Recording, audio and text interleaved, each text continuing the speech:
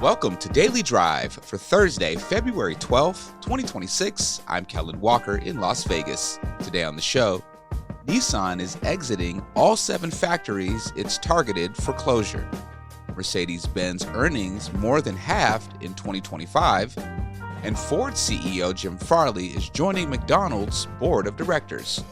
Plus, Drew Dilkins, mayor of Windsor, Ontario, reacts to President Trump's threat to block the opening of the Gordie Howe International Bridge and what that means for the auto industry. Politically, it doesn't make sense. Economically, it doesn't make sense. Let's run through all the news you need to know to keep up in the auto industry. Nissan is exiting all 7 factories it targeted for closure, and it's running ahead of schedule on cutting 20,000 jobs. The final step came last month when it agreed to sell its South African factory to Chery. The automaker has cut $1 billion of the $1.6 billion in fixed cost under its Nissan Revival Plan. It's ahead of schedule on both cost cuts and job reductions. Nissan reduced its full-year operating loss forecast to about $390 million, but projects a $4.2 billion net loss. Mercedes-Benz earnings more than halved in 2025, dropping to $5.8 billion. CEO Ola Källenius blamed tariff costs of about $1.2 billion, plus struggles in China, where sales fell a fifth. The automaker plans to cut global production capacity by more than 10% to 2.2 million units, and expects its cars division profit margin could fall further this year to between 3 and 5%. Mercedes is banking on cost cuts and its luxury-first strategy to turn things around. And Ford CEO Jim Farley is joining McDonald's board of directors. Farley brings a vocal presence to a typically cautious fast food chain. He's warned tariffs would be devastating for auto workers while praising regulatory relief on fuel economy standards. He's stepping down from Harley-Davidson's board, where the motorcycle maker says he won't run for re-election. And those are today's headlines. You can read more about those stories and all of today's news at autonews.com. It's starting to look like the next generation of either Ford's F-Series or General Motors' Chevrolet Silverado or GMC Sierra will be among the most technically advanced pickups ever made. Our own Jake Neer talked with automotive news reporter Richard Truitt about it. Here's their conversation. Richard Truitt, welcome back to Daily Drive. It's great to be here, Jake. So, Richard, this is pretty fascinating. You have pieced together evidence from multiple suppliers to make the case that Ford's next F-Series will likely debut this by-wire technology before GM's trucks. So, walk us through the key indicators that pointed you toward Ford that you wrote about in this column, and what was the smoking gun that sort of made you feel confident enough to put this prediction into print? Well, let's back up just a second. By-wire technology is creeping onto the market now. There's 2 components to this. There's by-wire technology, which is the steering and the brakes. And then there's the component that enables them. That's the supercapacitor. A supercapacitor, we've seen those in race cars and a very few low-volume production cars. Mazda and Cadillac in the past have had them. But now supercapacitors are getting ready to go into high-volume production. But let's back up a second. What is a supercapacitor? It's not unlike a battery that you would put in a flashlight or some other small device. It looks about like that. But unlike a regular battery, a supercapacitor is designed to deliver all its power very quickly, like within 15 to 20 seconds, and also recharge just as quickly. So the world's biggest supplier of 12-volt batteries is a company called Clarios. Chances are the battery in everybody's car that's listening is made by one of the divisions of Clarios. They're in like 90% of all cars. Almost everybody has a Clarios battery. Well, now they're getting into supercapacitors. So they told us last fall that they were evaluating a plant in Holland, Michigan, which is over near Kalamazoo, to start cranking out modules. That's one component of the puzzle pieces we put together. But prior to that, ZF, the giant supplier best known for its transmissions, said that they have a contract to supply 5 million electric calibers, and that some of them, 700,000, are going on heavy-duty trucks. Okay, there's another piece of the puzzle. Brembo is another company that also said it has a contract to put electric brakes on trucks. Take a look at those components and look at when the next generation of Ford and GM trucks are coming out and how much volume they make each year. You can pretty much narrow it down to either a Ford or a GM truck. We're not saying that it's impossible that Ram would do it someday, but they don't have the kind of volume. I mean, last year, Ford and GM cranked out between like 800 and 900,000 full-size pickups, and many of them were made here in Michigan. So this week, Clarios, when they announced their supercapacitor plant, they also mentioned localized production, which means that whatever supercapacitor modules come out of that plant, they're going to a factory here in Michigan somewhere. So it's either going to be Ford's Dearborn truck plant or GM's plant in Flint. And GM is also going to be expanding their production. But I took a look at when the timelines of when the next F-150 are coming out and when the next versions of the Chevy Silverado and GMC Sierra, and took a look at when supercapacitor production and brake caliper production would start. And all that aligns with just about with when Ford's coming out with the next F-150, which is 2028. We'll probably see it late next year as a 2028 model. So it all tends to point to Ford. But there was one other thing that involves a little bit of speculation based on history. If we take a look at the automakers who have put everything that they can into their trucks in terms of moving them forward with technology and luxury features and really cool stuff, Ford, every single generation of F-150 has gone where no other truck has gone before. We're talking about downsized turbocharged engines, aluminum body panels, all sorts of innovative things that Ford has done.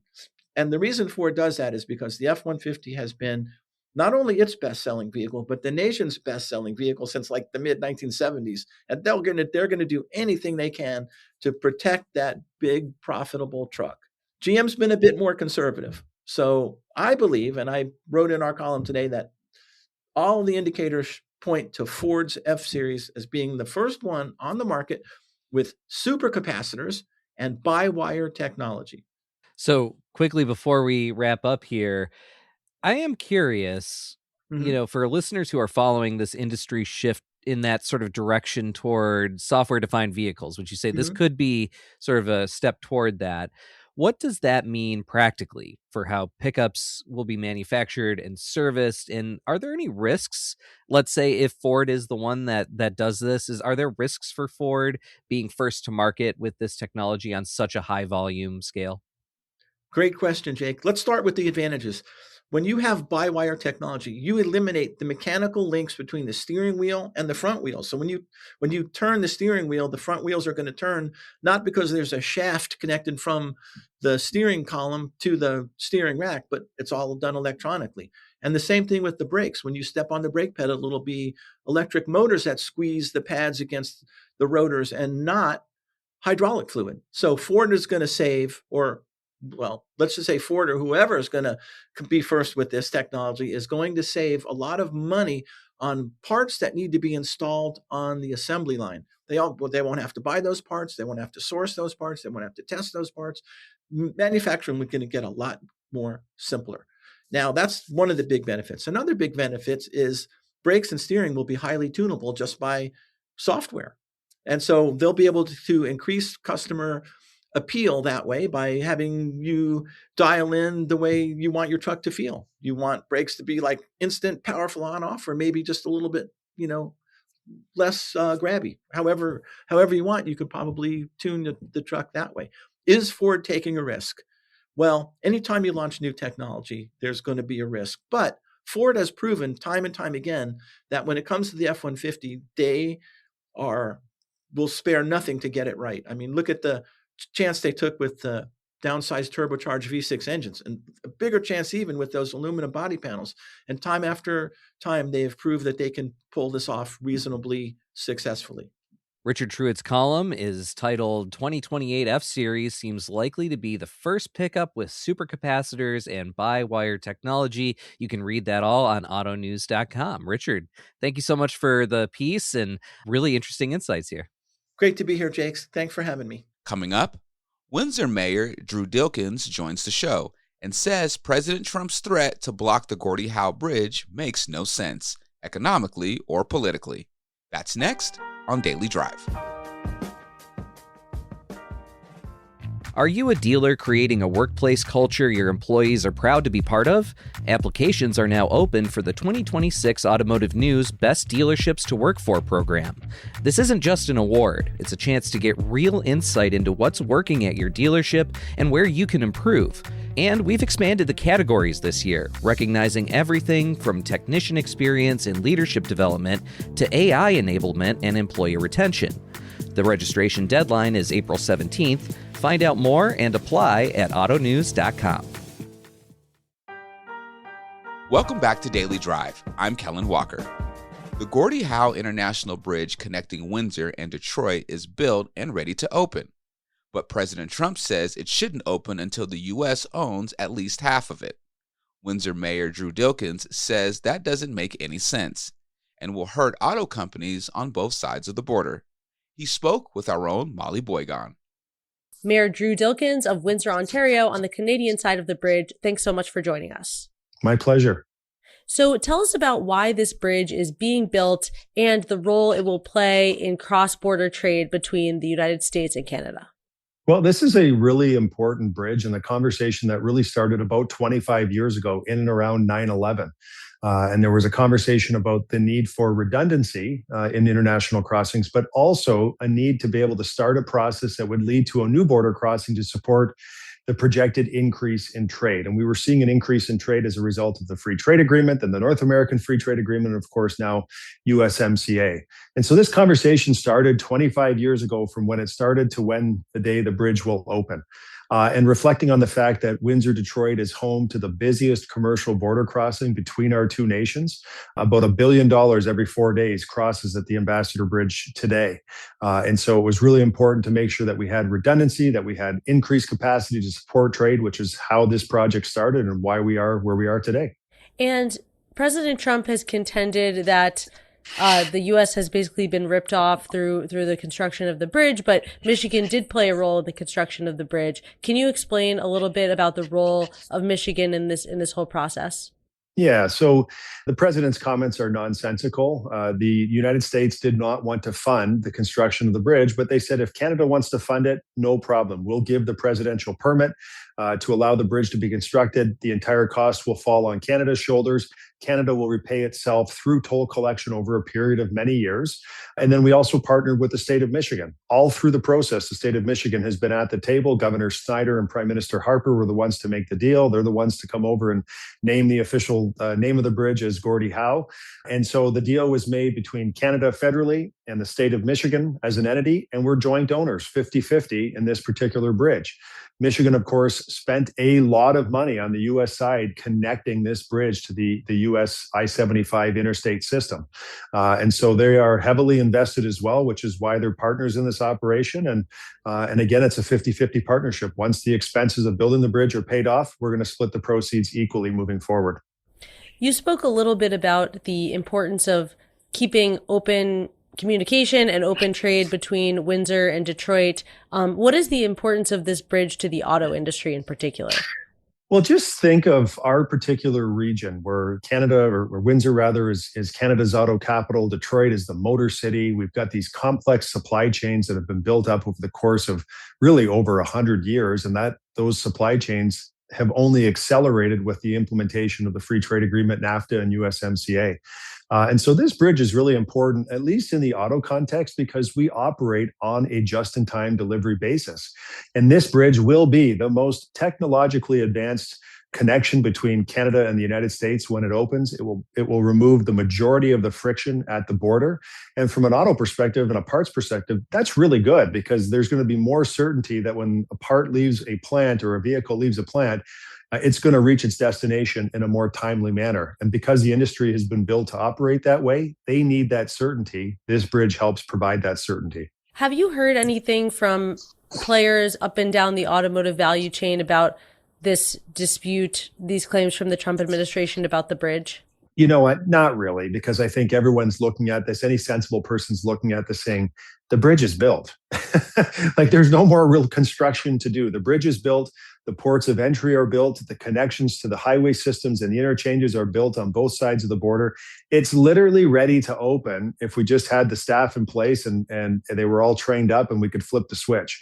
And so sensible people are looking at this saying, this is an issue of the day for Donald Trump. This will be resolved. The bridge will open.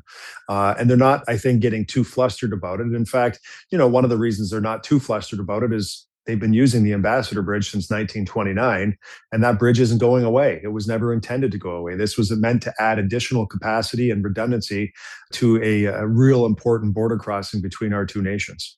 The opening of the bridge has been delayed from late 2025 to the first part of 2026. Is it your sense that the Trump administration played any role in the delaying of the opening of the bridge, or was that related to like sort of normal processes of construction and delay? Yeah, really, it's a great question. Really hard to tell. When there was a delay past the fall, it certainly raised a lot of eyebrows because there was already a big delay with respect to COVID and supply chain challenges. And so those had mostly resolved themselves.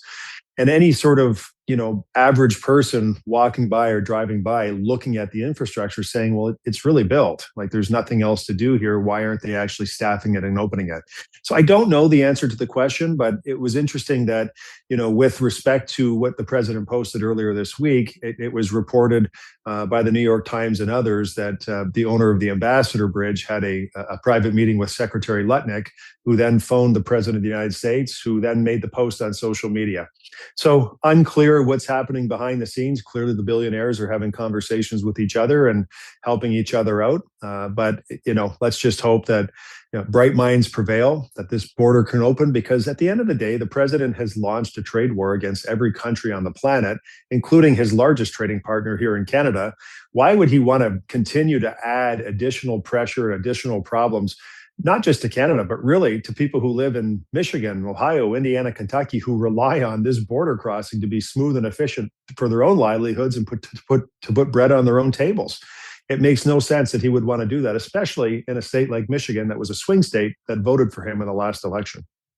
You spoke at the beginning of our conversation about the bridge's importance in terms of facilitating greater trade between the two countries. This also comes at a critical juncture for renegotiating the USMCA. Given that Windsor is, has the busiest international crossing in North America, is the heart of Canada's auto manufacturing industry, what do you think should happen with the USMCA negotiation, and what do you expect will happen? I'm just looking at Donald Trump's behavior in his second term here. And what he's done is cherry pick issue by issue. So first it was an issue with respect to steel, then it's aluminum, now it's dairy, then it's softwood lumber, it's autos. And he likes to cherry pick each individual issue and try and use any leverage he might have to get a resolution in discrete economic streams. Obviously, the USMCA and CUSMA on our side is really about a comprehensive trade agreement about where products are made, how they flow across the border. And like every negotiation, there's give and take. Not everyone gets 100% of what they want. You give a little bit here, you take a little bit there, but ultimately you get to a point where everyone feels comfortable signing off. You unleash that trade agreement on the respective countries and you let business do what business does. And they're really good at it. And they find the most efficient places to manufacture. They find the places where the skills and the talent exist. And then they build their supply chains around the talent and the location that they think is most practical for their business and for their customers. And so I'm hopeful that there will be a comprehensive renegotiation of CUSMA that deals with the outstanding issues that we may have as a country, that the United States may have, that Mexico may have, that have been built up over the last few years that we need to find pathways to resolve. I'm hopeful that that's going to happen as opposed to the behavior the president showed so far, which is cherry picking issue by issue. That would be the most unproductive way to move forward with a comprehensive agreement. You said that, driving by the bridge, it looks like it's basically baked, things are ready to go. And the authorities said at the end of last year that it's slated to open during the first half of the year. Do you anticipate that the bridge will still open during the first part of the year? I do. I mean, I just can't see I really can't see the United States, starving resources at a bridge that's already paid for, that they didn't pay for to begin with. That's going to hurt their other partner, which is the state of Michigan, a state that, again, voted for Donald Trump, was a swing state in the last election. It would make no sense for him to want to hurt, residents in the state of Michigan as they're walking toward the midterms later this fall. And so, politically, it doesn't make sense. Economically, it doesn't make sense. I think, what we've seen earlier this week is, I hate to say it, just Donald Trump being Donald Trump, throw a bunch of stuff in the universe, distract from the Epstein conversation and everything else that's going on. He's really good at that. He's good at manipulating the media and sort of filling the airwaves. And I think it's just a fair amount of puffery that's going on this particular week on this item, which of course is important to us and so many Canadians, but so many Americans as well. We really have a shared interest in making sure this bridge opens to help facilitate more commerce and more trade between our two nations. Mayor Drew Dilkens of Windsor, Ontario, thanks so much for joining us. Thanks for having me. That's Daily Drive for today. I'm Kellen Walker. Thanks to Automotive News executive producer Jake Neer, as well as our own Hans Greimel and Richard Truitt for their reporting for today's podcast. You can get the latest news on the Gordie Howe Bridge dispute, Nissan's factory exits, and everything happening in the auto industry at autonews.com. Come back tomorrow for a look at how Cox Automotive and Amazon Web Services are working together to help dealerships solve problems using AI. The co-innovation, being on the edge of where things are going, we're doing that together and doing it at scale, and it has just been amazing. We'd love to hear from you. Let us know what you think of the show and the topics we covered today. Send us an email at dailydrive@autonews.com or leave us a voicemail at 313-444-2774. And if you enjoy the podcast, remember to like, leave a review, and subscribe so you never miss an episode.